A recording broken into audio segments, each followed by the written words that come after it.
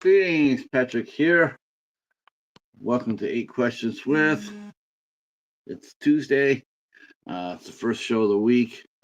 It is a beautiful day here in southeastern Michigan. Uh, about in the 60s and very, very pretty. Which is pretty good considering last this Monday in the morning we got woke up with some pretty good thunderstorms and turned out to be a really nice day. Well, we have another fun interview with you for you guys today. We are going to be talking to Daryl Hook, filmmaker Daryl Hook, uh, known as Mr. Meat Hook to some, and he is now a film reviewer, which is how I met him, and through him, actually, I have Daryl to blame for introducing us to Dustin Ferguson. Um, as uh, as I stumbled across him, laying waste to him.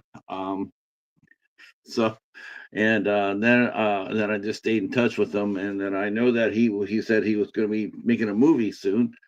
So I thought, I started seeing that his movie called Stoner Snake is getting closer and closer to completion, and actually has done a trailer for it. So I looked at the trailer, and what can I say? It is absolutely it's exactly what Killer Kong, which is another movie I reviewed last week. Killer Kong should have been this. Um, Daryl he knows exactly what he's doing, was exactly with his budget, and and he knows what he's doing. I mean, he's not looking to waste anybody's time. He's sitting there straight up front saying, "Listen, I made a very fun, goofy movie. This is a movie you put on with some friends. You grab a pizza and a snack, and then you just, or Dr. Pepper or what have you, and then you relax and then you have fun with it. It is silly. It's like an hour, maybe probably be up his prices if it is over an hour. Maybe it's an hour, a little bit over, but it's all done pretty much by hand puppets and stuffed toys, squishmallows. How much fun is that? Um, he got himself together an all-star cast. I looked at the cast, I was like, yeah, that's right up our alley. And so I'm going to look forward to talking to him about it. And he's got some other films that he's got in the pipe too. But he has mentioned before how completely insane it is trying to get a movie made. Um, it really is. Even when you go as low as you can go as far as your budget goes, as far as still retain the idea of actually making a real movie. Um, he's done all right. He's done all right. Like I said, the trailer got me hooked. I think when it comes out, it's going to be a lot of fun to watch. If you guys want to know what level it is, I would definitely say this is definitely like the Amazing Bulk type of movie, except for there's more, yeah, green screen, a lot of green screen, a lot of people coming in doing some funny one liners, but it's probably about the same level as that clay zombies. So it's not bad. I know people always are shocked when I say that I've seen worse than the Incredible Bulk. I've seen a lot worse. Trust me. If the spirit is there, if the spirit is there, I can overlook a lot of, most of us can overlook a lot of, if they can overlook a lot of silliness, like if you watch, if you're not a fan of silly low budget films, creature features, or Saturday afternoons, back in the day, 50 monster movies, then no, these type of films will not be made for you, and you should move on to watch something a little bit more serious. But for some of us who love these type of movies, um, uh, Stoner Snake will be right up our alley. All right, the doorbell has rang, so that means our guest is here. So we're a little early, but we're going to be chewing the fat anyway. Those who coming in, thank you for doing so. Those who are watching the replay, hey Stephen, how are you? Those who are here early, this is not a singer, too. Our friend Daryl. Oh, actually, I think Daryl is a singer. All right, let's go get our friend Daryl Hook.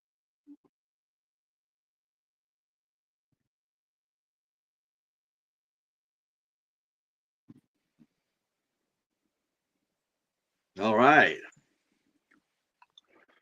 It's fun. Oh, it's yeah, the green screen on. I just got done talking about that too. Yeah, I was filming all week last week, and a lot of it was on green screen. So Of course, yeah, I saw that, and you know what, green screen's fine. Green screen's fine, for I guess to me is how I look at it is it all depends on how a movie is filmed. If it's filmed with love and fun, then I can overlook green screen and very tiny budget movies. I did a review last week of a movie where the director just seemed to have no idea what to do at all on any level, and worse, he didn't seem to give a shit about that. oh wow. Uh, it just seemed to me that he's got like an hour long movie, and the biggest thing he wanted to do was to stick two of his leading ladies out there topless, and that's the only thing he had going for him, was trying to do that, and otherwise the movie itself was just Dustin Ferguson. It was What? that bad. Wow. So, yeah, it was you. You were the one that I caught that introduced me to the world of Dustin Ferguson. I didn't do it on purpose. No, you were on the warpath. Yeah.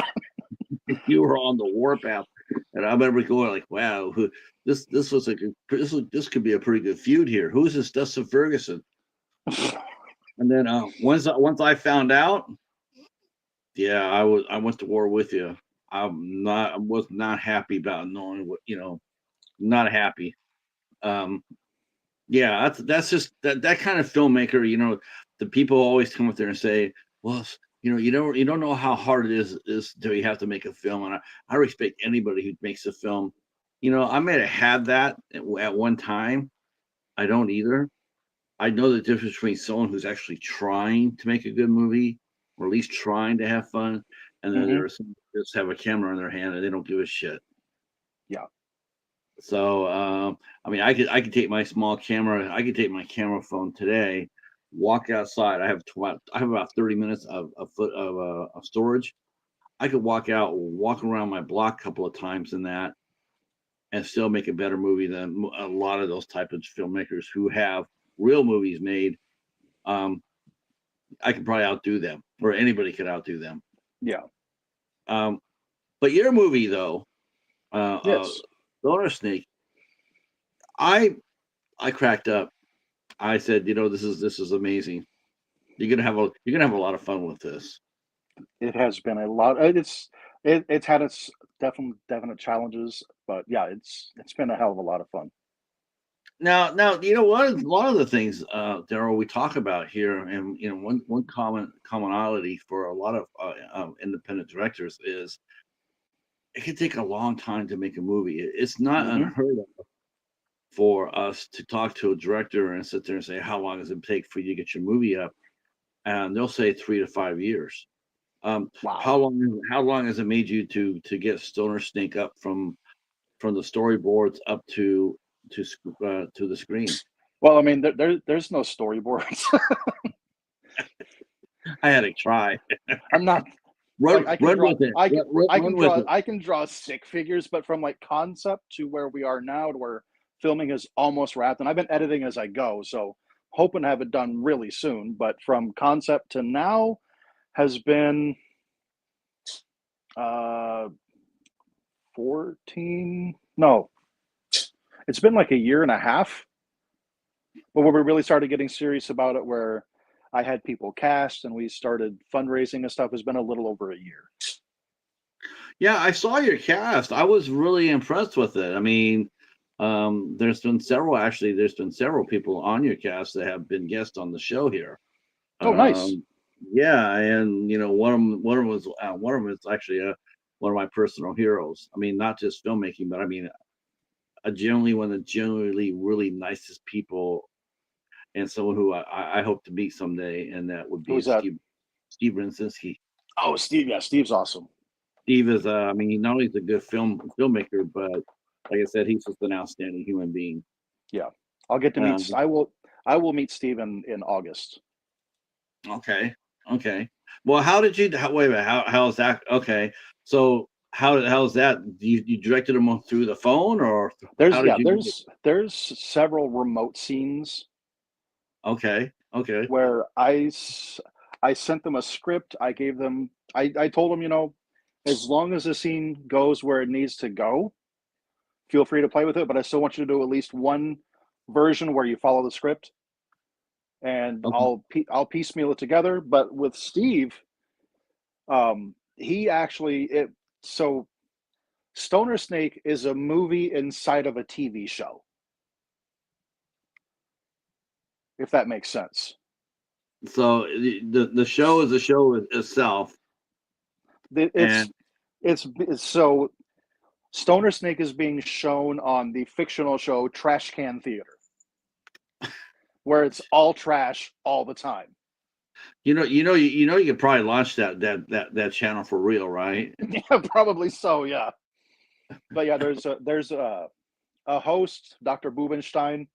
She introduces the movie, and then it goes to commercial breaks. Fake commercials, obviously. They're not real ones, but there's like some real trailers from independent filmmakers that are like in the intermissions. Okay. And Steve had a commercial that he did for one of his movies that he ended up not using and said I could use it. Oh, okay. Okay. So, all right. Now, my question is, then, when you go negotiated with him, man, I wish you could have got, I wish you could have got an appearance from Duke. That would actually would have That been would cool. that would have been amazing. Yeah, I wonder if you could have. Is it too late to go back there and put that in? probably so. Yeah. Let's see. Hey Tom, how are you? And Burt Reynolds is here. He wants to know if your shirt is from RLM. Yes, it is. What is an RLM? Red Letter Media. Oh, nice, nice. Man, who would ever know that the bandit would have known that. That's awesome. Let's see. Okay, so now you're Steve is sending you he's sending you clips of some of his movies. You're gonna use them for the commercials. Now I've seen this format before, like a couple of times. Let's talk about the format because I have seen this. Um, it's pretty hard, isn't it? Because it's not as easy as one would think. Let's just to sit there. It's almost like asking someone to do a self audition. You got 5 minutes. Here's your script. Most of the time, the person's by themselves or maybe one other Yeah, person, yeah. and it's sort of like a self audition tape. Sort And of, but at then the same time, like it's all people that they're already established filmmakers. right, right. So I like I said, I sent them a script. I said, do one that's straight by the script. And if you want to play around with it, as long as it still gets to where it needs to go, feel free to play around some. And I can piecemeal together if I like certain aspects of yours more than what I sent you, but something else you tried I didn't like. Is it hard to? Is it? I mean, when you do this, when you have them send in, do the tapes in, for the different clips. Yeah. I guess you call it a clip show, so to speak, per se. Um, is it hard to write stories like this? I mean, you would think that this would write for itself. Like it's just a fun, silly film. People are sending in their segments in, sort of like an anthology film, right? So anthology film, send in 5 or 6 pieces. But to me, I'm sitting here and I'm thinking, that wouldn't be as easy as it thinks. I mean, it'd be easy to do it and do it with no. You could do it the Ferguson way, which would be no way, or Right. you could actually take some time. You could take some time and thought, and I mean, I saw the cast, so I already know right now that it's serious without being serious. It's like it's not a serious movie, but you're serious in what you're trying to make. You're trying to make a Yes. movie that is entertaining, and you don't want people to click it off after the first 5 minutes. Right. See, fortunately, it's not as hard as you would think because it's such a silly movie. And I didn't even intend for it to be silly. It was supposed to be a horror movie with some comedy. It turned out to be a comedy with some horror. Well, one thing I noticed too is like a lot of times they have really bad CGI for their monsters, for the creatures. Mhm. I gotta admit, the one thing that caught me was your snakes are practical. Yes, they're squid. You mean like Yes, this one? yes. Yeah. Now, was that handmade, or is that or did you use other ones besides that one? No, Like, I I look mean like you're using like Squishmallows. we have several. That's like I guess you would call it like the hero puppet, the main one. Okay, That was made by Marcus Koch, okay. He's who a I guess he's a name in the creature creation. well Now, he's mostly actually known for gore effects, but he also does puppets. did you use any Squishmallows by chance? We didn't use any Squishmallows, no. I really thought I'm not I thought maybe you did at first. I'm like, No. that's a damn Squishmallow. That would be epic. I mean, there's definitely Okay. times where it's obvious it's like a child's puppet, Yes, yeah. but that's also just the charm of it. But You know what though? back to what I was saying. I much rather have a damn children's puppet than bad CGI. Exactly. Let's see. Bert says Red Letter Media is the best YouTube channel on here. Let's see. Would you consider working with Rob Evans or Mike Stokely? I would definitely consider working. I mean, I doubt they ever would work with me, but I would absolutely. I'd love to. The best YouTube. I thought my personal favorite channel is Hops Horror. That's my favorite YouTube channel. You got a favorite YouTube channel? Um, Probably Red Letter Media. It's funny. It's like I probably feel silly saying this, but I don't think I've ever heard of those guys. They have a series called Best of the Worst where they'll just watch three bad movies and they just laugh at them and riff them while they're going, and then they do like legit reviews at the end. And then Okay. whichever one they deem is the worst, they destroy. God, I hope they do that symbolically now, right? I mean, they're not taking like the DVD and destroying it, are they? Oh yeah, DVD. They've run VHS through the wood chipper, all kinds of stuff. I hope they don't do that now, though. Well, they still do. With physical media being what it is, it's sort of like, man, those things are gonna become, those things are gonna become rare in the Right. next couple of years. Let's see, Rich Evans.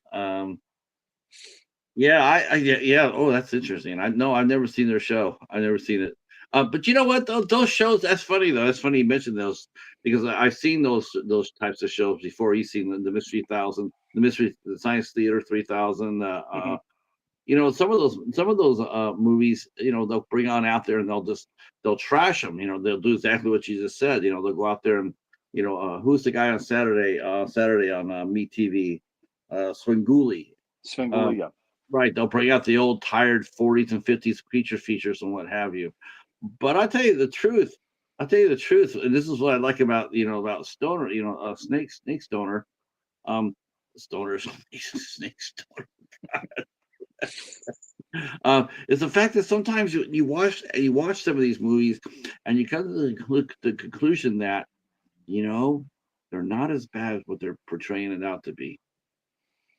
Right. There's some actually legitimately good movies out here, and I'm sitting here and I remember watching one called The Undead in the '50s, and they're going to town, doing their usual shtick, but I'm sitting here able to focus that out and watch this movie, and the movie itself is actually pretty good. I'm going like, now if I could just find a copy of this without them screwing it up, I'd Right. be happy.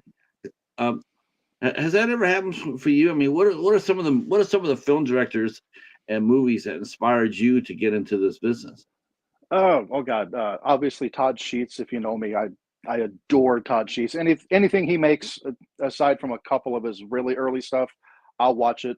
But like when his really early stuff, he was a teenager. He had no idea what he was doing. He had a camcorder. He was having fun with his friends. Well, good. Well, I'll talk to you about that in a minute. I have an interesting story I have about Todd. Okay. But then Mark Polonia, to a lesser extent, Donald Farmer, because some of his stuff is really, really bad. Yeah, But some of it is really good. some of it I have like Shark Exorcist is abysmal. But then he's What? got stuff. Bite your tongue. Shark Exorcist is life. Shark Exorcist is abysmal. Shark So, so what Exorcist did I 2 do? was way better. Oh my God. I have to get part two. Oh, part one was god awful. Oh Yeah, my it God. was. I was like, yeah, it was a, but Donald Farmer, the human, he's Oh, a I love lovely man. Donald. Yeah, I love Donald. He's a lovely man. And then some of And the stuff he's done, like Debbie Does Demons and Cannibal Hookers, Cannibal Cop, like some of that stuff. I love that stuff. right. Well, how could you hate on a Shark's Exorcist? I mean, do you see the blood effects out of the lake when those girls got hit by the shark? I mean, God Almighty! I mean, he must have spent like a run to Costco to grab some ketchup packets. I,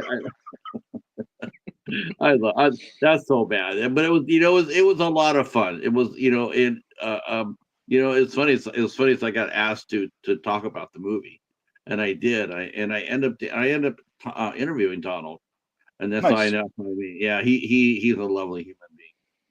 I really like talking to him a lot. He has a good heart, Yeah, and he's got an eye for talent too. He's got a good eye. He's no he Joe. does. He's no Joe Leone, but he's got a good eye. Yeah. Um, Joe Leone is a filmmaker in the Northeast. That guy, he's. But let's talk about that though. So some of Mark Poloni, of course, he's still out there Oh yeah. cranking out the hits. Who else? And Todd Sheets. Who else inspired you? Steve Rudzinski, Henrique Kudo. Yeah, you Uh, got some of those people in your movie too. yeah, they actually are both in my movie. And then Addis, I love Addison Bennick's stuff as well. He also is in my movie. I got it like as many filmmakers that I enjoyed the work of as possible. I tried to get into the movie. Okay, so no Dustin then. No, no Dustin. But I've I've told nobody about this except for my wife because just got it worked out yesterday. Todd Sheets is in the movie. Really Yes. nice. He's You got should. it's a voice role. It's one line, but he's in my movie. Yeah, he's pretty. It's funny. It's like he's actually pretty photo shy, isn't he? Yes, he is. Yeah, yeah, he's photo shy. He's but he makes some fun movies. He makes some fun movies. Yeah. Uh, One movie I did watch of his, I did, it was really weird. It was really weird. It's like I watched one movie that he did called Bone Hill Road, and The werewolf movie with hardly any werewolves. yeah, but yeah, but they had enough in there to make it through. Yeah. But that movie was so violent. But that's the only thing that saved that movie for me was the fact that I watched the behind the scenes first. Okay. And so here I am watching that and watching the making of Bone Hill Road.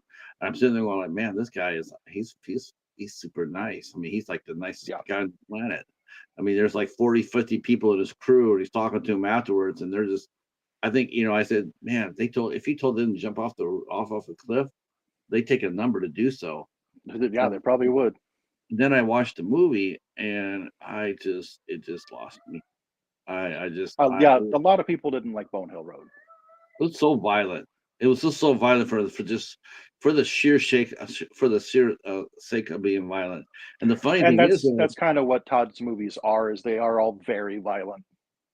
and it was funny. It's like there was a journalist a film journalist, a reviewer, and he says, I've been following Todd Sheets for 20 years. Hmm. I've been watching all his movies and this and that, and here he comes. You thinking he's coming in for another good review of it, and then all of a sudden the guy goes, he just explodes. He says, I've been watching it for 20 years, and I can tell you one thing: after 20 years, the man hasn't learned a goddamn thing about making a movie. Not one Wow. thing. Yeah, he was speaking as a fan. Right. That's what got me. He wasn't speaking as a journalist. He was speaking as a fan. He was sitting there Right. going No, like, I he's mean, I like, will say, you can see the progression if you've seen his really early stuff to now. You can see progression, but Todd has a very specific style, and he does not stray from it. yeah.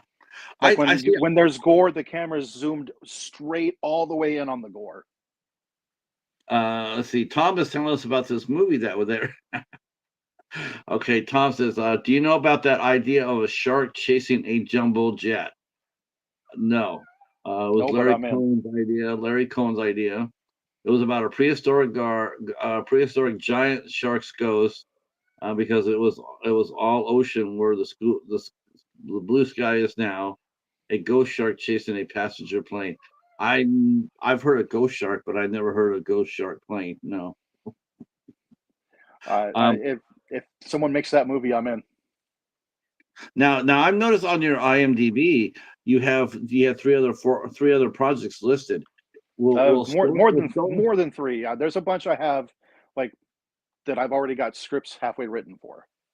Now, are you going to go ahead? I mean, how many have you had completed, or will this be your debut This movie? is, yeah, Stoner Snake is my debut movie. I've got a couple of acting roles before this, but this is my first movie. Okay. Now you're here in you were based in Los Angeles for a while, right? The And LA then area, yeah. and then you moved out here to Michigan. Yep. Wise move. Why move? Because you say Smart. wise move? Yeah, Yeah. smartest movie ever made, wasn't it? Yeah, my rent's half of what it was. Yeah. And I always say that because I too moved from California to Michigan for the same reason that Daryl did, and that is we both fell madly in love with a Michigan girl. Yep. Yeah. Are you still are you still over on the other side of the state? I mean, I'm about 18 miles out of Ann Arbor, but you're still on the other side, right? Battle Creek, yes, sir. Battle Creek, yeah. Whew, Battle Cereal Creek. Cereal City. Oh, that's a fun city. I've been No, it's to not. well, it's fun. I think we go to I think you go to the Gerald Ford Museum, and what else is there? The cereal factory. That has nothing to do here. Well, yeah, you have to get on the road before you do that. You drive up and down the coast though, don't you? I don't go anywhere. Really? I've been Oh to my God. Chicago. I've been here 3.5 years. I've been to Chicago once, and Kalamazoo twice, Grand Rapids once. I don't go Why anywhere. are we so little? I don't like driving, so I only Uh-huh. go places when I have to. Oh my gosh, you're missing out. Oh, you're missing out. As a filmmaker, oh, you're really missing out. There's so much to see, so many creative ideas you could come up with. Oh no, we got to get you on the road. We gotta you gotta hire an assistant. Make the damn snake drive. I'll make my wife drive. Wow, no, I didn't know that because I was Yeah, thinking to myself, like, man, my you're in a my really life is my life is working home pretty much. wow. I was gonna say you're in a really good position for filmmaking because that's a beautiful part of the state over there.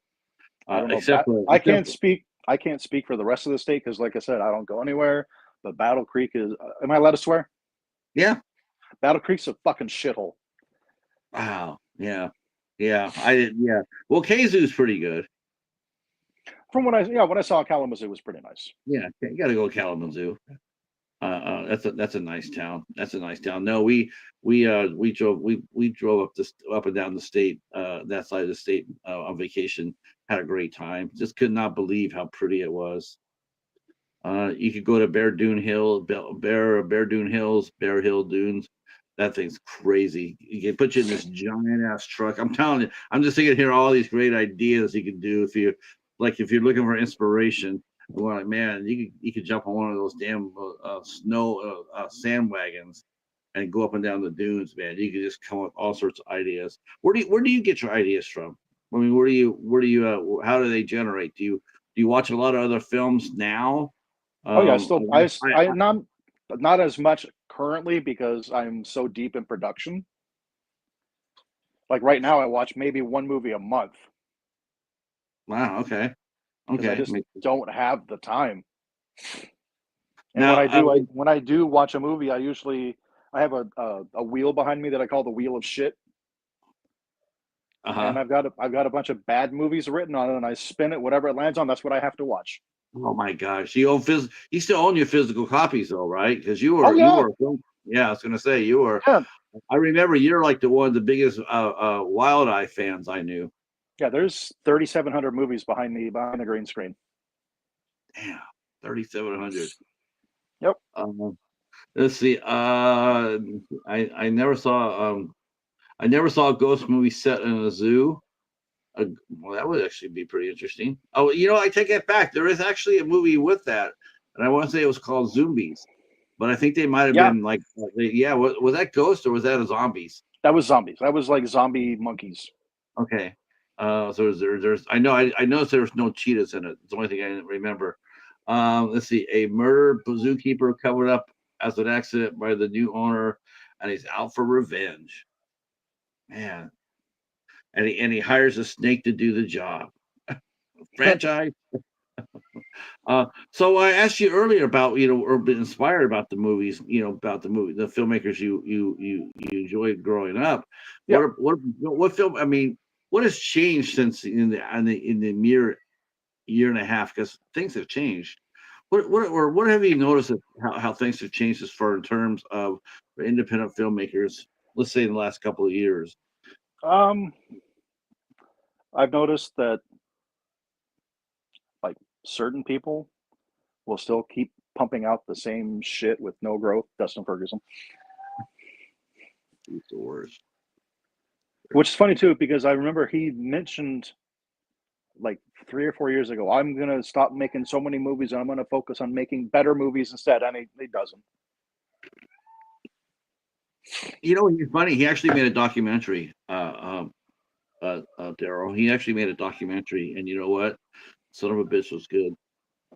I actually had the one movie that of his that I own that I actually enjoy is a documentary. Those are the one things he does well. Yeah, I saw the I, documentary on Tubi, and I was like, "This is Dustin Ferguson." I was blown away. I was like, "Why? Where the hell? God, if he put in a 1/100th of the effort that he did here into one of his movies, he actually make a movie." because he Um, did a documentary called Penny Pinchers, which is about low right. budget filmmakers. Well, in his terms, it'd be no budget. Yeah, Uh, um, See, Tom's still pitching he's still pitching his zookeeper movie, his zoo movie. I like it. I'm loving it. Let's see, the New York Zoo. God, what kind of budget? What kind of budget would you need for that? a lot. Oh, that'd be a good idea. Yeah, especially if you use practical. Yeah, I mean, Yeah. I'm thinking a lot just for like location fees. Oh my gosh. Yes. What's well, I mean, for your movie, I mean, that's one thing you don't have to worry about is that because you've had all these different film directors. They went ahead and made you their 5 to 7 minute. How long is their clip supposed to be? About 5 to 7 minutes. Uh, Most of them are like 3 minutes because okay, so one thing about Stoner Snake is the main cast is four humans and a snake. But aside from that, there's a lot of characters, but there's no causality with the other characters. Like they're introduced, they die. Yeah. I'm looking at the cast, and I want to know. I don't want to know how one thing, how especially since you don't like to drive, and I Yeah. know some of these folks have made trips to conventions and what have you. Mhm. How did you end up getting a hold of these people to ask them to come and do your movie? Especially someone who has never had a movie out. How did you get some of these folks to come in here and take a leap of faith and work with you, a first time director? How did I you pitch your movie to them? I just asked them if they were interested.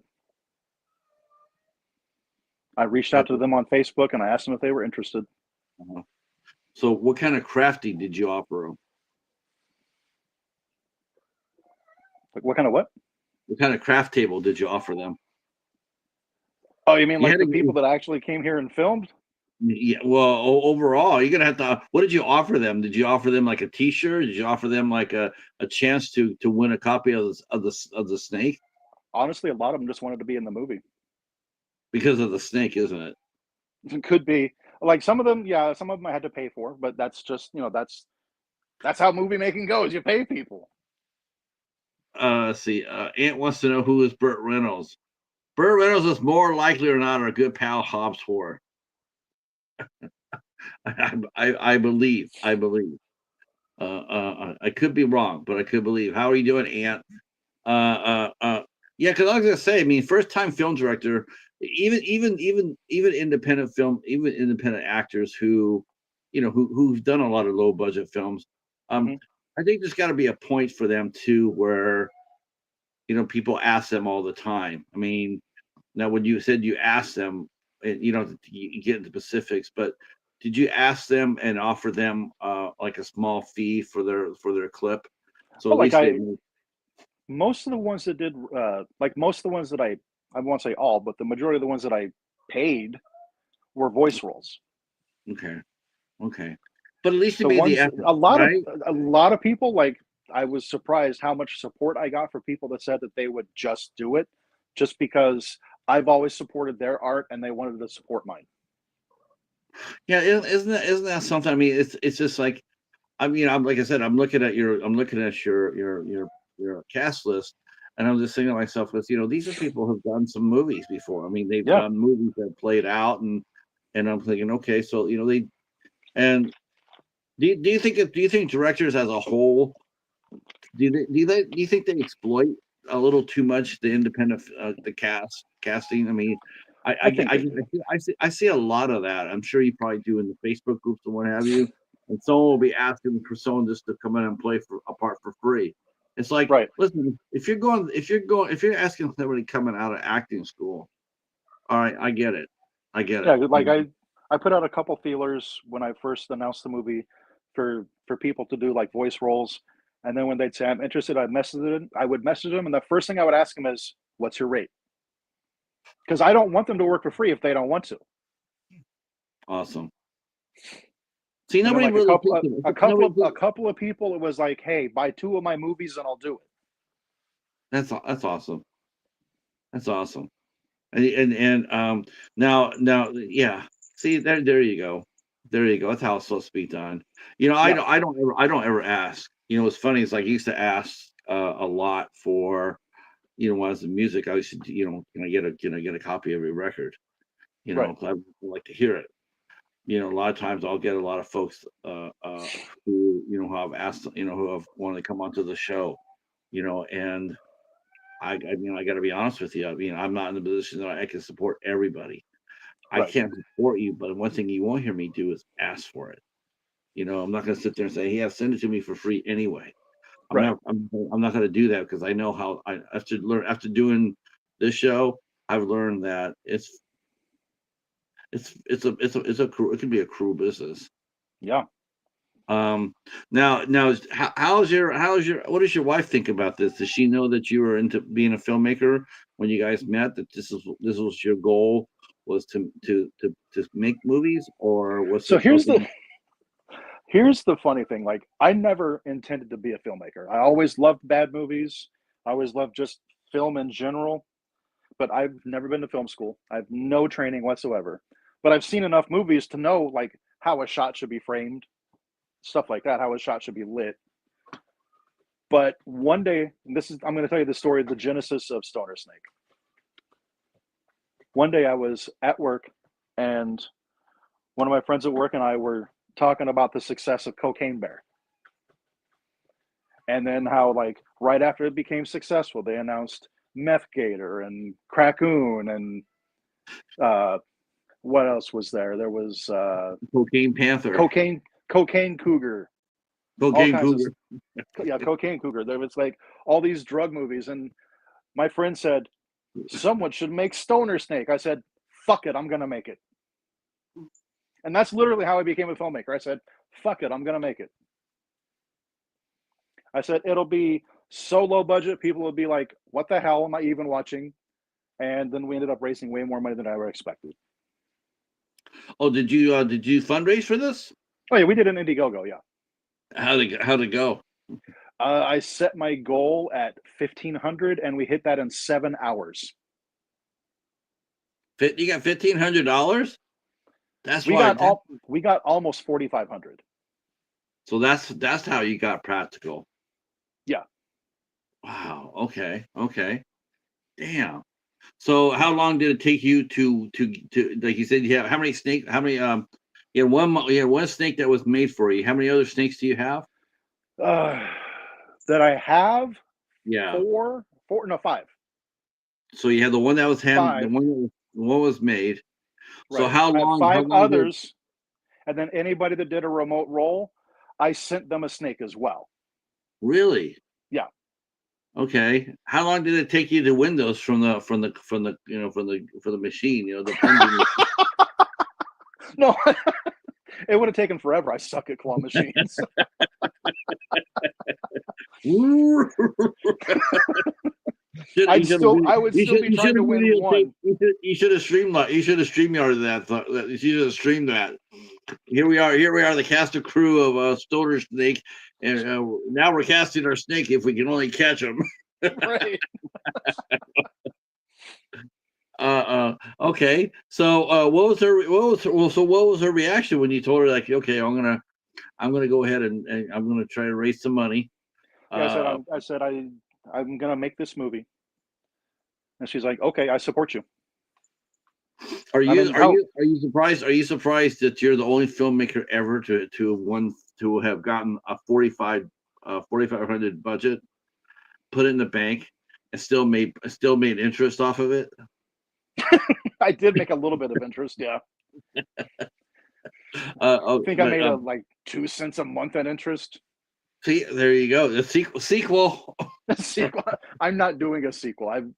If anyone ever wants to like license out the name to do it, I'd be cool with that. But I'm not going to make a sequel. I've got other projects I need to make. Yeah, I saw that. But what was your experience like with the public fundraising? Was it one of those things where I'm going to try this and cross my fingers? Were you surprised at the reaction that you got? I was blown away. I expected at best I would raise like $500, and then the movie never actually gets made. And So I would just, if it was only five, because I put my goal at 1,500, but I put it as flexible, so I would have gotten the money regardless. But if I'd only raised 500, I was just going to refund everybody. right. That would have been right. That would have been fair. I would have just been Um, like, you know what? I appreciate the people that did contribute, but I can't make a movie on $500. I can't even feed people for $500. I thought it was just you and your wife as far as it being the crew. Well, yeah, for the well, one of my actors ended up being like the assistant director and assistant camera person. But yeah, like we have and then one of our neighbors, he's done some of the effects work, and we call him Blood Boy because he's our blood guy. Okay. He operates our blood cannon. You must have been super happy when you say, "Hey, you want to do a movie?" Yeah, oh yeah. He's like Yeah. he goes. I was a drama geek in high school. My lifelong dream is to be in a movie, and now I die in a movie. Well, now are you gonna have everybody buy the farm? There's over 20 deaths in the movie. Oh my gosh. That's it's not gonna be repetitive though, right? It's not gonna be the same No, old no. repetitive. Okay, good. I mean, Good. I'm not going to say that none of the deaths are the same as another death in the movie, but there's a wide variety. Because you didn't tell them you didn't tell them what was going on, right? You like you said, well, this is what we're doing with your segment, but you didn't show them anybody else's segment, did you? Nobody has seen the Mm. entire script except for myself and my wife. Wow, that's gonna be a lot. That's gonna be that's what I mean. It's gonna be a little bit hard. So what's the most? Why is it? Why you would think that this type of movie would be easy to do? With is just send me your 3-minute clip, and I'll just Mm-hmm. edit it together, and then I can make a movie. I can just run it out there. Why is it taking so long for it for you to be able to finish it? Okay, so part of it is I work a full-time job and I work up sometimes 60 hours a week. And then You're still in the food business, right? still in the food business, yeah. Sometimes I work 60 hours a week. So I have to do it in my free time. And sometimes I don't have a lot of that. And then like two of my three leads, well, I have four leads. One of them is my wife because nepotism. Yeah. No, she didn't ask. I asked her if she wanted to be in it, and she's like, "Sure." She Okay. never asked it. It was my idea. But Well, think of the budget right there you saved. exactly. But Yeah. the two male leads in the movie, they're both rappers, and they do a lot of touring around the area, so I have to work around their schedule as well. Okay. Okay. But their segments are over with, right? I mean, if you're doing an Nope, anthology film, really? no, Wow. yeah. How many segments are you still behind? Are you missing? With anyone besides just myself or my wife, one, just Okay. one. Wow. Yeah, you're really close. Yeah. And then there's one segment with my wife, one segment with myself, and then some pickup shots from the very first day of filming we ever did. Where, like, honestly, we had no idea what the hell we were doing, because you can see I know how to frame a shot, but that doesn't mean you know how to actually do it. So there's some pickup shots we got to do from the very first day of filming that we did, where like the puppet's just down in the very corner of the screen because we didn't want you to see the hand. Right. Right. Now, this is something I was going to ask you, and you don't have to answer it, but I'm just curious. I already think I already know the answer to this. Um, but you didn't do any nudity in your movie, did you? We were going to, and the person that was going to do it backed out. Now, let me ask you this: why would you as a director, why would you have a shot in your movie like a Stoner Snake? What would it have brought to your story? It would have brought nothing. But I So mean, as I'm most, not a lot of I'm just yeah. Go ahead. it's just because a lot of people watching horror movies, that's kind of just what they expect. Yeah, yeah, yeah. I just put it down on that last week. I was There like, no, is there is some male nudity in the movie. you know what? I'm down. I'm all right with that. Yeah, there is I some male mean, nudity in the movie, yeah. but it's also it's not real. Okay. Okay. No, I was just asking because I think a lot of and again, I do think a lot of low budget directors, I do think they use that card way too much. I As think far what as it is because especially when you're doing with low budget, like you know going in you're not going to get a good movie, so at least you're hoping that at least you can see some boobs. yeah, but the thing is though, is like that movie comes out and stays out forever, and so is that Right, girl's scene. And so is that girl's scene. Her right, scene is in that movie regardless. And to me, it's like, man, if you're gonna have someone go out there and show themselves off, at least make it the movie worthwhile. Like they can actually sit down and show it with to watch it with their parents or watch it with some like something good. Something right. where I'm not harping on you. Hell no, I'm No, not. At the same time, I just really sort of I think it's a real cheap gimmick to it do was that. definitely like it definitely would have been just gratuitous. Yeah. I I just think to me it's like, man, I just think, well, listen, well, especially in your film's format, Jesus Christ, man, you could go, the door is open to you. You can go anywhere you want with it. That's the Yeah. beautiful thing about anthologies, man. Anthologies are just like, where do you want to go? Do you want to make a I mean, that's the series? thing. Is that's our the next movie we're doing is an anthology. This isn't even actually an anthology. It's one story, but all these random deaths happen in it. Now, the Like next movie, though, is gonna be, a character gets introduced. By at the end of the scene, the character dies. yeah, yeah, yeah. Strictly just for body count, obviously. Right, right. But the next movie you're doing, you're going to be doing it more straightforward, right? You're going to be having a cast and crew on location shoots and everything else. You're not going to, I mean, I've seen that before. I've seen I've seen it before, like with Wild Eye has a lot of those movies. And, in fact, I've been sitting here trying to think of the guy who does it all the time. I've seen him do the same gimmick way too often. I mean, to me, it's like, but I understand this is your first movie, so in Right. a way, this is a great way to cut your teeth. I like the idea. I just don't want you to fall into it, every time. And it doesn't sound like that's what you're doing. It sounds like Oh no, I didn't you, want to do it to begin with. I wanted everything to be live on location, but holy shit, is Battle Creek hard to cast in. really, There's a local, like, what's going on a Battle Creek type group on Facebook. okay. I put a casting call on there, and almost every comment was either scam or this is how you end up on To Catch a Predator. people in Battle Creek do not trust anybody. Well, yeah. Well, you know what it is. I think once you say that you're going to pay people, like at least we're going to pay you gas money and we're going to feed you. Mm-hmm. I think you'll find cast members because I most mean, of the time we got extras by people saying we're going to feed you. because everybody does these type of movies. That's the one common thing they do have in common, no matter where they're at. Is anybody that walks up to you and says, cast in a movie, can't pay you, but good for IMDb. And it's like, well, what do you mean you can't pay them? Well, Right. you got equipment, don't you? Where'd you get the money for that? Where'd you get the money for your gas? Where's the gas coming from your car? How are you getting to your locations? I mean, Right. I don't like that at all. People who ask for free, I just don't like it. I don't like that at all. Um, and plus Battle Creek. Come on, honestly, like you said, what's really there to do in Battle Creek? People are probably really skeptical about it, but there's just been too many times where I've seen actors groups on Facebook where you hear a lot of horror stories.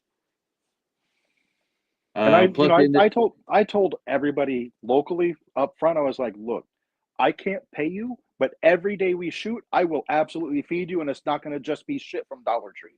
We're going to go out to eat, and it's going to be a nice meal. nice. I like that what Polonia does with his shoots. Have you heard what Mark does on his movies? I have not. At least one day of his shoots, his wife will cook dinner for the entire cast and crew, Okay, and they'll have a meal together. nice. That's one of my favorite stories. That's one of my favorite stories. And yeah, he's trying to be a pretty interesting pretty interesting filmmaker too. And he's definitely he's sort of got the tree going. People that are inspired by him and Right. working for him. Hi Blue, how are you? Welcome. Let's see. Let's see. Let's see. Let's see. Let me go back up to Tom. Tom saying, let's see. We've had some great ones. Yeah, it's a great guest. Yes, we have. The problem is location, being at the same place, getting together, making the movie. Yeah, it is, Tom. And that is really the independent movie. That's really the crux of making an independent filmmaker is you have to. I mean, to me, when you pay somebody, like I'm paying somebody. You're a professional now. Right. You're supposed to act like one. It may not be the most money, but it is money. Right. And so if you agree to do the show, agree to do the part, then I expect you to show up and work. Like I'm doing. I'm not going to come out here and waste your time. Right. So I do think it gives the director, the production, a great deal of credibility is when they do get paid, when the talent gets paid. Right. Not be much, but it's better than nothing. Yep. Let's see. Tom mentions many great people, creators, and possibilities out there. Just using your eyes. On YouTube, I see so many similar, all amateur actors, interesting faces, great camera operators, CG or AI creators. And let's see. And limit yourself using that cheap trick. I think yeah, yeah. I guess. What do you feel? What do you feel about that? I mean, obviously you're working in front of a green screen now. Right. What's your feeling about it? What's your take Like, on green screen? I think green screens are fine if you can't. Like the majority of the green screen in my movie is in space, or it's puppets interacting with each other in locations that don't exist. Because I mean, I watched your reviews. That I really miss those. I miss those a lot. Yeah, I don't have time. I don't even have the energy for those anymore. Let's see. When and where can I see Mr. Hook's work? We will definitely put that up in the description box at the end of the show for sure. We'll get Daryl up there. What I can do is I can throw you his IMDb for sure, and then I'll put the rest of it up afterwards. Here is the page for Stoner Snake, including the trailer. The trailer is now out. Now, how did you feel when you first saw when you saw the trailer? Well, I was actually working on it for. It took me about a month to put that together. Because I think there's a trailer on IMDb right now. It was essentially just the concept trailer. Right. Because I did a concept trailer that like I used to help promote like on the Indiegogo, but the actual trailer just came out 2 days ago. Now, how long is the movie going to be? I said 60 minutes. I'm looking at about 60 to 65 minutes. Okay. I don't want to monopolize a bunch of a bunch of people's time. Well, I mean, I was thinking 60 minutes. That's pretty much about the same time that you would get for SRS or a Wild Eye. How are you going to distribute? How are you going to distribute your movie? Self-distribution at first. I'm hoping, maybe someone will be willing to pick it up, but I also don't want to like with Wild Eye where you sign over the rights to your movie to them essentially, or Trauma. Yeah, Trauma. I wonder how I can't believe Trauma's still around, and they're actually going to be in a poise to make a little bit of a comeback with the remake of Toxic Avenger. I'm just wondering who sold somebody's soul for that to happen. I mean, Lloyd loves money. I just don't get it though. I mean, Trauma hasn't released anything relevant, and I can't remember when. I cannot remember the last time where they actually been a relevant on the Trauma movie. I mean, Lloyd has done more movies by himself than Trauma has put out. Oh no, Trauma has put out thousands of movies. I haven't seen any of them. Not one. Lloyd hasn't put out very many movies. Lloyd has done maybe at most 24 movies, but he's distributed thousands. Wow, I haven't seen those in 20, 30 years. Yeah, he even distributed. Have you heard of Cannibal the Musical? What's it called? Cannibal the Musical. Nope. It was the first movie ever done by Trey Parker and Matt Stone, who created South Park. He distributed their first movie. Yeah, but what have they done now? That's what I'm saying. That's like years ago they've done that. Like now they're still honestly, when I heard that they were going to remake when they remake the Toxic Avenger, I was sitting there going like, how's that going to happen? I mean, I think I always thought Trauma films came out like on the same level as Ferguson movies. I mean, no one ever talks about any movies other than Trauma, other than maybe the 2 or 3. I know I'm still looking for a copy of Terra Firma, but that's it. That's the only thing I can remember. I always said that Trauma was like the first horror film that you cut your teeth on as a kid, but then you grow out of it. That's why I didn't think Trauma was around at all. But no, they don't produce a lot, but they distribute a lot. Oh, distribute. Well, yeah, distribute is one thing. Yeah, but I'm talking about making movies. He doesn't produce much. No. He's in everybody else's movie. He's not making movies. He's not. Yeah, and I guess apparently he doesn't even charge people to be in their movies. You send him your script. His assistant will screen it, and then if he thinks it's funny, he'll give it to Lloyd. If Lloyd thinks it's funny, he'll be in your movie. Wow, that's cool. That is cool. That's cool. I mean, his name definitely will sell units. Oh, for sure. I think. Let's see. Says on IMDb that it will be released on Halloween this year. Oh, yeah. Oh, Stoner Snake. Yeah. Well, are you still aiming for a Halloween, or are you going to aim for a little bit? Okay. Still aiming for. I mean, if I can get it out sooner, I'll absolutely get it out sooner. But I'm aiming for Halloween. Man, could you imagine Stoner Snake versus Art the Clown 4? Terrifier 4. No, I honestly think like for distribution, I'm probably going to have to end up just self-distributing. But my best bet would probably be SRS. Yes, yes. Because Ron has even said like he's excited to see the movie. Yeah. Ron's a cool dude, man. Yeah, Ron is all right. He's all right. yeah, Ron's He's good people. he's good people. He's a lot of fun to talk to. It's funny. It's funny when I started doing this. Man, try to get someone who talks distributor. Distributor. Man, good luck. Good luck. Could not Yeah, get anybody to come on. Film distributor. Want to talk about it? Fuck no. right. Uh, but yeah, but Ron came on here and chatted up with us.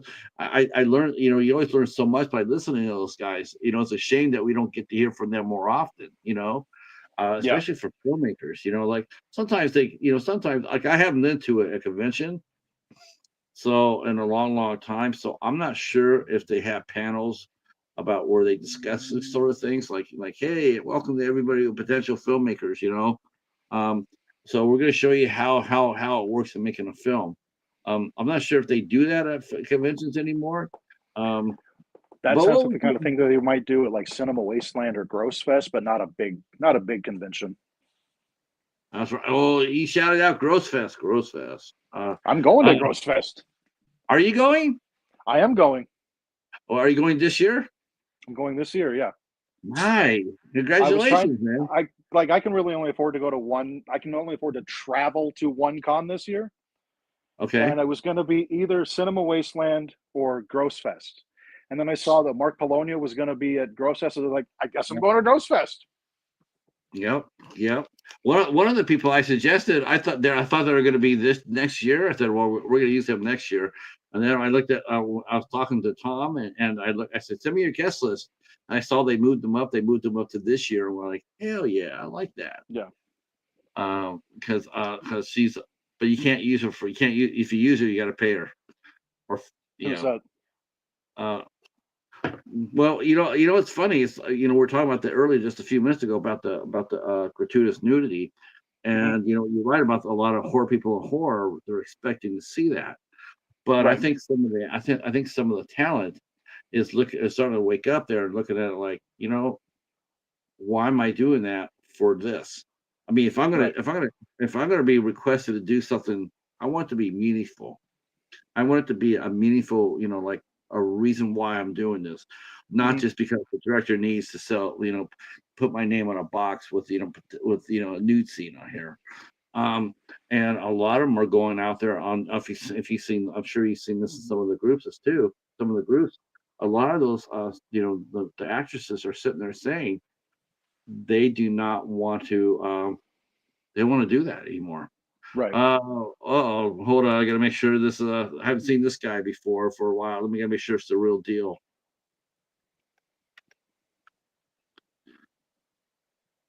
He might be an imposter. Gotta make sure he comes in there, sneaks in there. So we have to have a secret passcode to make sure it's the real deal. He is actually, yeah, he's actually oh, tight. It's him. It's Rick from Underground Sub Rosa. Now that's a Oh, distributor. nice. Yes, Rick. Rick is coming to the house. I And met Rick through a channel that got deleted called Need Gore. okay.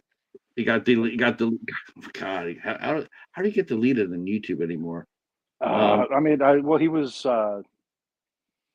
putting up like extreme content and uh, like reviewing it, but he wasn't censoring anything. Oh, yeah. You can't put bestgore.com shit on YouTube. I mean, it wasn't like real death stuff, but it was like extreme gore horror.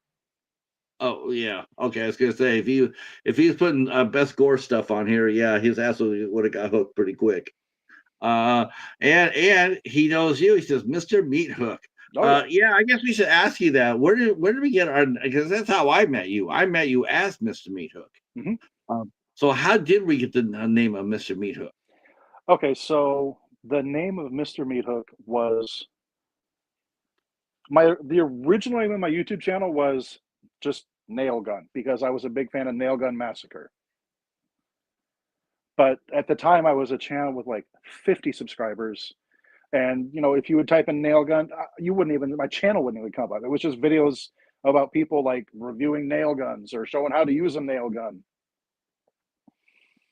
So I was like, okay, I need something a little better. And at the time, I was doing a haunted house in my garage every Halloween. That's what my channel started out as, was my garage haunt. I would just show that off and show like how it would build stuff. And the weapon I always used was a meat hook. So, Mr. Meat Hook. Oh, okay, okay, And all then of right. course my last name is Hook, so that helped as well. Right, right. I remember you doing the video. I remember you doing the reviews, Yeah, Mr. Me Hook review film reviews, yeah. and it was awesome because you were just basically you were bringing the heat every time. I don't think I've ever watched you where you watched a movie that you liked, which was great because it was fun. It's fun watching. It's sort of fun watching people rant on movies that deserve it. You know, like Yeah. when there's a movie that really deserves to be ranted on, I'm for it. There's honestly there's nothing more funnier. Now I know people always say that shit about yeah, but it's so hard making a movie. It's so hard making a movie. No, it's hard making a good movie. It's not very hard to make a shit movie. So there is basically two difference. Um, but the movies that you're showing, oh my lord, it's just like Yeah. I don't get it. I don't get it. I mean, it's like how I mean, I just like to see. Just love to see. I love to see how they see their movie through their eyes. How are you seeing this? How are you seeing this as something like, oh, this is badass, and I'm going to be famous, or if this is something like, well, this is the first one I'm doing, so what can I do to make it feel better? What can I do to make it better? Those I see. directors I always champion. I always champion one where they improve. But when they're like Ferguson and they're doing the same shit, you know, or that guy who was who was a Sheets fan, and he finally had enough of it. He finally says, "Do something different." Right. He's frustrated. 20 years is a long time to follow somebody, and he's doing the same thing over and over and over. And it's like, Yeah. do different. You got, especially when they have the talent. I mean, Todd See, Sheets like has I set out to make a terrible movie that was fun to watch. right, right, right, and you did, and I you think did. I I have mean, I I think think, I have definitely accomplished that. And I think I've already told everybody that the very first scathing review I ever get, I'm gonna get tattooed on my forearm. no, it's the thing is, though, Daryl. Here's the lovely thing for your movie, and I hope that you take this with you to really. Your movie is bulletproof. It's bulletproof. That's why Ferguson survived so long because his movies are bulletproof. You can sit there and lay into it all you want. All you're doing, you're just yelling into the wall. Look, Yeah. you don't know that he already doesn't already know that his movie's dog shit. He knows it. He just doesn't care. That's the secret. That's his edge. Oh no, You know, no, he's he definitely cares because one of my friends was told by Dustin to stop reviewing his movies if he didn't have anything positive to say. He told him the God. next time you review one of my movies, if you show even one frame, I will copyright strike you. Well, guess what? No one has to show a frame. Or Right. they don't have to show a clip. They can show a frame. That's allowed. You copyright strike all you want, but it's sort of hard to sit there and copyright strike when there's 3,000 other people showing the same picture. Right. You're not going to win that. Wow. So He actually does care what people think about his movies. He and just yeah, keeps making the same shit. He yeah. keeps making movies that are 60 minutes long and 30 minutes of someone walking down the street. No shit.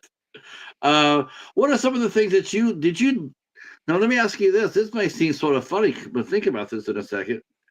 Did you take anything from what you watched from one of his films? Did you watch any of his films and sit there and say, "I'm not going to do that. I'm not going to. Yeah, I'm going to avoid." I'm not gonna have what writers call shoe leather, just unnecessary shit. Right. I'm not gonna have someone walking down the street. Like I'll film a scene 5, 6 times, and if I think part of it is too long, I'll just cut it out. Like I Right. just recently filmed a POV. I just used the camera like, down by the grass. I used a tripod and held the camera upside down by the grass, moving it back and forth like this to simulate the snake slithering through the grass, like his Okay. POV. And when I started editing it together, I was like, "That's way too long," and I cut it down to like 2 seconds. Yeah, and will there be a sequel to this? Maybe the Stoner Snake Exorcist. I mean, it's like I said, if someone wants to license the name out, I'm fine with that. I'm not making a sequel. I've got too many other projects I want to do. Uh, yeah, I think you have a I think you have a lot of fun getting this out. I think it'll be distributed. I think someone will pick it up. It's something. It's it's just it's funny. It's really weird. It's like I'm sitting there today and I'm watching somebody show a picture of a video, and they're standing in a video store, and behind them is just it's a full blown video store, and I'm just thinking, wow, it's just like those are the days, back where people wanted to watch stuff like this, Yeah, and it's like now today, it's like it's super hard to find it. People really want it, but they don't know where to get it, and they've done it's really funny. I've never seen the industry work so hard at deconstructing itself, at totally yeah. deconstructing. You are not kidding. I mean, it's like we're here offering you to throw you money. Yeah, it may not maybe your sales weren't always all of that, but they still justified the cost of making them. You can't tell me that no one can tell me that they did not make money putting out Blu-rays and DVDs and 4Ks. You Right. cannot tell me it's not a profitable Because medium. who is it? I think Warner Brothers has stopped. They're not doing that anymore, Doing what? putting out physical media. Probably. Oh, that would be It's really. either Warner or Sony have said they're not going to do it anymore, and Disney's going to do it for them. Oh, that was Sony. That was Sony. Okay. I think that was Sony, or I think that was Sony. Because I know that Warner Brothers they're doing Warner Brother Archives, and they're still doing them, Okay. and that tells me that that is still a vast market. I mean, they have so many movies in their library, and they just bump them up every time. It's insane how much they have in their library. Yeah. And and the ones that they did were before maybe the first 10 years they were doing all these DVDs. Then they went back to did the Blu-rays. Now they're going back to release them on 4K, and people Hmm. are following them along and buying them as they go forward. There's money. They just cannot tell anybody with a straight face that they're not making any money at all Just like off when of I hear these people say, "Why do you buy physical media? Physical media is dead." No, it's not. no, Just it's because not you there. don't see it in the store, because stores can't justify the sales on the square footage and stuff. Because I know that's why Best Buy got rid of it, was because they were replacing it all with cell phone kiosks because those make more per square foot than the movies did. And like, I get it, they're a business, they got to run it. I'm not mad, but I'm fucking okay. Yeah, I'm mad, but whatever. Well, Actually, fuck Best Buy. yeah. I mean, it's really funny. It's like you look at some businesses like that, like a Best Buy, whereas used to be people would go in there, majority for get music and movies. Hmm. Now they can't. Now, when you go inside of a Best Buy, I don't see hardly anybody ever going in there. When I go in there, I don't really see anybody there. I see they sell mattresses, and they sell mattresses, they sell uh, wash machines, they sell washed clothes, clothes and dishwashers and whatnot. But I don't see anybody walking out of there like I did with someone that's walking out with a TV. Right. Let's see. For me, the best low budget horror filmmaker is still Larry Cohen. He made the first low budget horror film that became #1 in the box office in 1972. It's Alive. Let's see. Yeah. Oh, so yeah, we've had some distributors on. That's right. Tom mentioned that we've had the new Anchor Bay guys come on. We've had Ron from SRS. We've had. Yeah, I watched the Ron one. Um, did you see the one with Ray Murray? I did not see that one. That was Ray Murray runs Xenophobia. Okay. Fucking fucking fantastic company. And also we also talked to Peter Castro from Bayview Entertainment. Very nice man. Very nice man. So we went from like having no distributors to like we had 5, and really, and I did make an offer to Rick from Rob from Wild Eye, but yeah, he don't think that's ever going to happen. uh, um, I have a love hate relationship with Wild Eye. you know what though, The only thing I wouldn't want, the only thing as far as that goes, I mean, this is something that you have to worry about too as a filmmaker. Is listen, everybody wants to make money. Right, for sure. Everybody makes money. I mean, that's really the whole matter. I mean, it's like, what do you make a movie for? You make a movie, hopefully make some money. Hopefully make some money off of. I mean, I want to do it for all my friends. Well, that's a lot of money to be spending for a lot of your friends. I mean, Yeah. you want to make money. And I, you know, I think that it just really just crushed me as I was talking to some of the filmmakers. What really crushed me was the fact when I started hearing that off camera about some of the nightmare stories. And I was just like, wow, I never would have guessed that would have happened with him, with Rob and anybody else. I was just shocked. Like that, he's not like that. He's not like that. And the thing is, though, it's like when you start hearing the same story from 12 different people, Yep. yeah, yeah, he is like that. I he actually cut me off. He cut me off from Wild Eye reviews is because I was too honest. I never promised you a good one or a bad one. I just promised you an honest one. Right. And yeah, I did. And he just people, the directors would be upset. They go to him and sit there and say he fucked over my movie. That's not very nice. And then he come to me and tell me, he says, yeah, you hurt the guy's feelings. I said, I didn't mean to hurt his feelings. I'm just telling you what I thought. I said, I wasn't savaging anybody. It wasn't like saying that, well, like, this is dog meat. I'm just sitting there saying this is not a very good made. This is not a very well made movie. Right. There's some positives to it, but there's a lot of negatives to it. That's all. And but a lot of times I didn't even review the movies he sent me because I told him, I'm not reviewing this. I says, what's the point? It's I mean, it's a bulletproof movie. It means it doesn't matter what anybody says about your movie. Stoner Snake comes out. You already know. You already know in your heart of hearts. You already know what you're going to get as far as reviews go. Hmm. You're going to get a lot. I mean, you're going to get your friends to say, "Hell yeah!" People that get it are going to give it Yeah, honest but probably fairly positive reviews. People that don't get it, they're going to drag it through the mud, and I'm fully aware of that. right, right.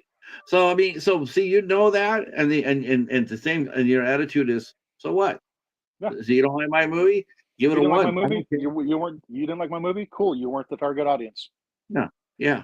So it's no big thing. It's no big thing. Where some directors, when you sit there and you harsh on them a little bit, and they'll come back at you. I mean, I have never had a director do that for me. I have never had a director come at me and sit there and say, "You fucking don't know what you're saying." Right. I've had one say, like they either say thank me, they say, yeah, thank you, or hopefully you'll check out the next one. I have never had a director come at me and sit there and say, you're fucked up. Now I've had them go through Rob, but they never come to me, come to me. And to me that's because I'm not trying to be an asshole. I'm just trying to, I'm just trying to lay it down. Just like you Right. are. You're trying to lay your story down, and it's like, hey, if you love it, I mean, I personally think snakes is an awesome idea, because people have a fascination with snakes, Hmm. and they will go out there and they'll watch snake movies. I mean, they're not as popular as shark movies, but Oh no. uh, Ironically, the next movie is a shark movie. um, Rick wants to know what's a distributor. Well, a distributor, that's something. Well, how do sheesh. That's sort of asking a doctor, what's a doctor? Right. Um, yeah, I was gonna say, Rick, you know what is actually, I guess Rick actually would have been my first distributor, actually. But I haven't been able to get him back on. I've asked him a couple of times, I've asked him like 3 or 4 times to come back, and he's always said no. Hmm. Um, they're notoriously shy. Yeah. I think they're shy for. I mean, I'm not saying that. I think for truthfully speaking, I think they're shy. Uh, who are some of now for your if you cast your next movie and you could get your 5 favorite actors, five favorite actresses, in your movie, who would they be and why? Oh, the why is always the hard part. The why is going to be just because I enjoy their work, and I think it would be great to collaborate with them. That's going to be the go to answer for all of them. So I'll just throw that out there. Like if I enjoy your work, I just want to collaborate with you. I want to make art with you. But So when you said your next movie is gonna be a short movie, that means you would love to work with someone like a Brett Kelly. that would be cool. Yeah, Brett Kelly or uh, what's his name? It's a guy that's been in a lot of Brett's movies, but has also directed a few movies that Brett wrote. Oh yes, yeah. You know Sh- the John Biglior. yes, yes, You know they're that's the not one. friends anymore. You I know they're did not not know friends. that. I was not aware of that. Yeah. Now that's because Brett made he made Weezy Shark. Hmm. Then it took off out of nowhere, became a cult hit. Okay, Um, but Joe or John, the name's John, right? yeah, He directed Ouija Shark too. yeah, I know, but that's the thing. It was supposed to be Brett's movie. Brett came up with that, and then Rob went to John and asked John to make the movie without telling Brett. I didn't tell Brett. Oh, So okay. Brett found out, and because Brett did it, he posted to social media about it. He posted to social media how he felt absolutely betrayed. I can see that then. Yeah. Yeah. It's a damn shame too, because I mean it's a damn shame that it cost a friendship. It's because I like John's work too. Well, Ouija Shark 2 was hilarious, and Oh yeah. I really liked the cannibal or the creature from Cannibal Creek. I thought that was excellent. I don't think I've I seen thought that that one. was really good. I was really surprised how good that was. So when I heard that he got Ouija Shark 2, initially I was sitting there going like, wow, that's gonna be that's it's gonna be interesting. And Hmm. then Brett said that the fallout from that. So Well, yeah, I like to talk to Brett, that but sucks. yeah, I'd like to talk But to as far Brett, as you know, but as well, far as actors and actresses, I'd like to work with. yeah, So for act, give me 5 actors and 5 actresses.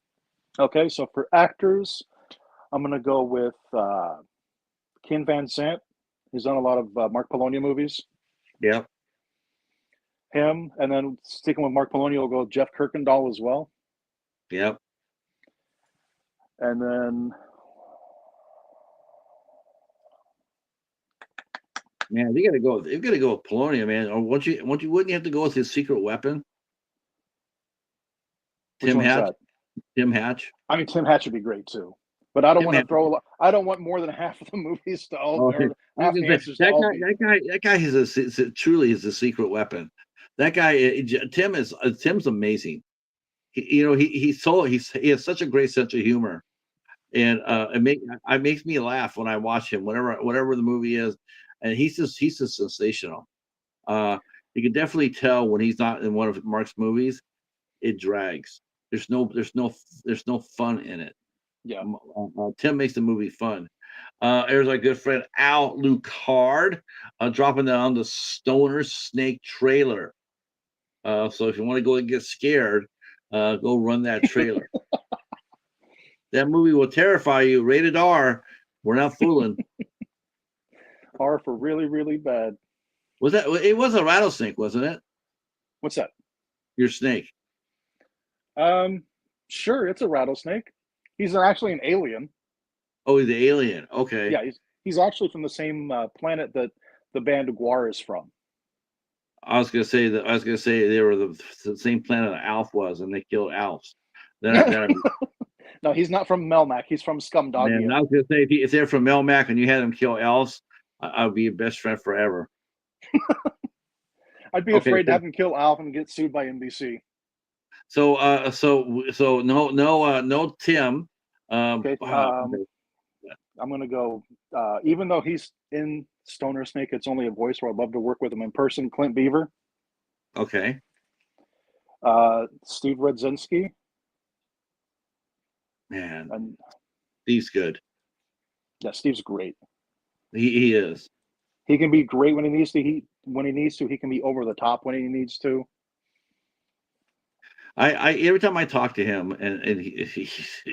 every time I talk to him, I always, and in fact, a lot of us when we ever talk to him, man, we always want to, he's just the type of guy that you just want to go out there and give him a big hug to. Yeah, And sit there and tell him like I tell him all this. I tell him every chance I see him, I says, "Man, you're my fucking hero. you did some amazing things. He's just a really really good human being. And to And this, sometimes, like, I love Steve to this day. Anytime anyone ever says, "Well, since you like bad movies, what's a movie I should watch if I want to dip my toes into bad movies?" Every single time I tell them Carousel. which one? Carousel. Oh hell yes, Carousel is the shit. Al says he's on his list too. Yes. Yeah. Carousel 1 is absolutely balls out amazing. Yep. uh and the 2 and 3, I mean, maybe a step behind, but still there's some great individual performances. Hmm. Eileen coming out there and playing an evil Nazi doctor, Yeah. super brave. That performance, I was shocked. I was like, wow, she's amazing, brave Hmm. performance. Um, yeah, I go with that. I go with Steve. So And that's your then five. for That's your five no, dudes. that's four. For Okay. five, I'm gonna go back in time. It's not going to Okay. happen because they're retired from acting. But Jerry Angel, who was in probably a dozen of Todd Sheets' early movies, one of the worst actors you ever see. He had a glorious mullet and handlebar mustache combo. Just, I adored the dude's work. Okay. Jerry Angel. So Yeah, Jerry. that's your five. That's your five. Okay. Yeah. Now, let's see. Stephen Grew. Let's see. Al Lacar's putting his five. I think he's putting his five actors down. Yeah. If you're, I get, yeah, I love the artist. I love it so far. I don't know who Stephen Grew is, but that sounds like something that we should be looking up. All right. So who's your five? Who's your five ladies? So we're gonna go with Eileen, Okay. Jessa Flux. Let's talk about Jessa for a minute because Okay. she's like the first generation. She's like the next generation of Screen Queen. Oh, Do for you sure. think? Absolutely. That's why, Uh, like, I didn't even have to, like, when you said five men and five women, the first woman I thought of was Jessa Flux because she's just so versatile and she's great at everything. yeah. There's two other ones I have to throw out into the mix though, for me. Well, actually, there's a lot more. God, there's a lot more. But this is say for like Jessa Flux, like, um, man, God, me. I see if anybody asked me that, let's see, my favorite, David Havener.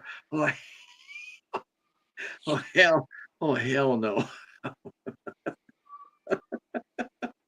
Oh, this guy's he's been making this episode of a TV show for like 5 years. Oh, wow. An episode, not a movie, an episode An for 5 years. episode? An Wow. episode.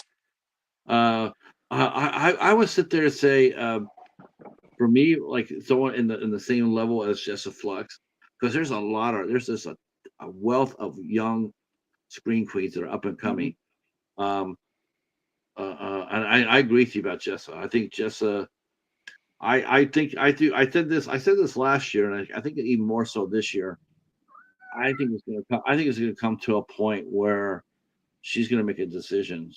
Someone's going to someone's going to have, and what a great place to be. But they're going to put her in a position where it's like, do you want to do this full time as far as making movies go, or are we? Because I don't think Hollywood, though they love the idea, but in reality, I don't think they will do it. But she still works as a dancer, Right. and I do think it's going to come to a time where they're going to come to her and they say, listen, do you want to do horror films like for Bloomhouse and stuff like that? We want you to do movies like that, or do you want to not do that and stay where you're at and do next, because she should not be doing single fly-ins and single fly-outs. It's not Right. anymore. It's just anybody is calling her up there and say, hey, will you do a nude scene for me, or can you fly in for a day for for 6 lines or 10 lines? You just need to pack your bag and get. You're not a serious filmmaker if that's what you're coming at her with, because she is a I mean, filmmaker. okay, so she She's a was good actually interested. She was interested in doing Stoner Snake Yeah. because I was looking for someone to host. And she, at the time, was wanting to do like a horror host character. But at the time, I hadn't raised a dime and I just couldn't afford her. No. And the thing is, though, did you ask her? What's that? Did you ask her to do it? Oh, she asked me if she could. But you didn't ask her. No, I didn't ask her. She asked me, That's a sign. and That's to me. I said, That's a sign Jessa, I said, Jessa, I would love to have you on board. See, What's that's a your sign. rate? That's a What's sign. your rate? Yeah. And then she said what her rate was, because it was. I'm not gonna say what her rate was because I know what it was. I know what it was. Let me tell me. You tell me specifics. I know what it was. She wanted you to donate. She wanted you to donate her fee to a college. No. Really? No. I mean, maybe she does for some people, but Yeah. it was X amount of dollars per day, plus transportation and lodging. Okay. So and I told her, I said, that rate you quoted me, I think that rate's more than fair. I honestly think you're worth more than that, but I don't have that. Right. See, every comes at her with that because they see her doing everybody else's movie. And it's like, no, it's come to the point now where she's worth more than that. Like you're gonna start paying her. She needs management. She needs representation. She does. Her and a few other ones. The two I was going to mention right off the bat was Angel Bradford and Morgan Malum. They're both really, and Angel. I mean, they're both extremely talented. Angel comes with a little extra pop with her. She can actually do makeup. Yeah, and I mean, Jessica can as well. Yeah. I don't know. She can't. I think she can. I don't know if she does creature features though. Like she can make. I know she does. Yeah, I know she can like make up the women in your movie. Right. No, I think Angel can make your snake. Okay. Yeah, that's how good Angel is. She could create your snake for you. Jessa is a fantastic actor, and people don't realize that. We're getting there, and same thing with Angel. Same thing with Morgan. Both terrific, talented actresses, and deserve so much more than to have some creepy old guy walk up there and say, "Yeah, show us your boobs." Right. Those days are gone. You're paying for the talent now. You're paying for skilled actresses. Treat them with respect. Treat them for what they're worth. All right, so we got Jessa Flux. We totally agree with you. She's amazing. So it was Eileen, Jessa Flux, Jamie Morgan. Really? I love Jamie Morgan's work. Wow. Okay. I think part of it for me is like she's a retired wrestler, and I freaking love wrestling. I didn't know she was. She was a wrestler. Okay. And then definitely Morgan, and then Mel Heflin. Yeah, Mel. She does a lot of voiceover acting, doesn't she? Yeah, she's in Stoner Snake. Okay. Yeah, I saw that. That's another person that I would love to work with in person. Right. I've actually asked her to come over and hang out with us for a night, but she says right now she doesn't have anything really. She wants to build up her. She wants to build up a little bit, and then she'll come and talk to some of the projects she's been on. But yeah, I know who she is. Yeah, she's terrific. Yep. One of the Polonia pals, for sure. Yep. No mainstream. No Fawn Harvey. If I had to pick 6, Dialin would have been the 6th one. Okay, because I love Dialin. She's so sweet. Dialin's great. Out of all of those, Dialin's the one I've met. Oh, okay. Yeah, she's terrific. She's such a sweetheart. Yeah. And very talented too. We're gonna go mobile for a minute. I gotta go grab my charger. Sure. I won't keep you much more minutes. No problem. I won't keep you much more. Actually, we probably already hit our button. But I'll wait till you get your charger. Let's see. Bloomhouse movies. Talk about success. Yeah, you know what? He's got him down. Tom. Seriously, you gotta. Whether you would like his style of horror or not, you definitely got to give him credit. He has the formula down. He spends anywhere between $8 to $10 million per movie. Maybe $12 million if they have their hand in it a little bit more than usual. And basically he puts it out there and makes his money. And he makes his money back before the movie even opens Yep. by right. He's already sold that movie everywhere. Whatever he gets at the box office is just pure profit. And that guy makes about, between, geez, it could be anywhere from 10 to 30, $40 million profit just on the first weekend alone. He's, some of his movies PG-13. I mean, people realize that as what it is. I have no problem with it. I had no problem with PG-13 myself. It's just not my cup of tea, you know. The only Bloomhouse movie I ever really I was really disappointed in, like absolutely disappointed in, was Fantasy Island. I I wish he haven't had seen that not. one. I wish he had not touched that for the life of me. I wish he had not touched that. But overall, though, they come out and they're great. They're great to help develop a new generation of stars. Hmm. Uh, he does a great job at that. I mean, a lot of new stars come out, cut their teeth in a Bloomhouse movie. It's sometimes the movies don't always work. I mean, like I know Drop came out and didn't do as well as it normally does, but like I said, I mean, most of those movies have already been sold. You know, they've already been sold to other distributors, Hmm. um, even before the first ticket sold at the theater. So he's Oh yeah, making money. by the time they came out, they've already made their money back in international distribution rights. Right. Right. So he's got the method down, and they're very prolific too. I mean, they'll make 3 to 5 movies a year, and with the same formula, and make a lot of money. Um, let me ask you. What's one movie you saw last year, and that really now if you could actually get credit for making one movie that you watched last year, which movie would it be? If I could get credit for one movie, I Yeah, if watched a you surprisingly few if you were to movies sit there last year, and actually. I was gonna But if say I if you could, could see him, if you could actually sit there and had directed one of the movies from last year, which movie would you have like to have your name attached to it? this is going to sound silly, but this was my favorite horror movie from last year, Crackoon. Okay. It was a pretty good. Pretty. I I heard mean, about it, but it never came it's through. terrible, but it's also hilarious. Right. Right. Yeah. I remember when it got announced, and in fact, I think Morgan's in that. If I'm not mistaken, I think actually Morgan and Angel are both in that. Morgan Um, Angel, Jessa's in it as well. yeah. It's just it's got to be like that every weekend where these 3 girls come in there and tear shit up. Yeah. Um, yeah. I tell you what, though, but I'm going to go ahead and wrap this up because I said I've already hit my button here. But we're going to do this again really soon, especially once Stoner Snake gets released.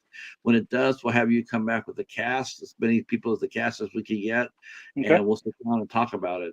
And I would love to do I, that. I think I think it's going to do. I think it's going to be absolutely, like I said, bulletproof. I think people are going to love it, and I think Ron's going to love it, and he's going to go out there and push it, and hopefully get on to the next one.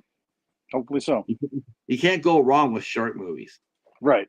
Shark movies are like like you want to do a horror movie, you want to make money, do sharks. Shark Uh, movies sell themselves. yeah, Brett Kelly made Ouija Shark for $300 Yep.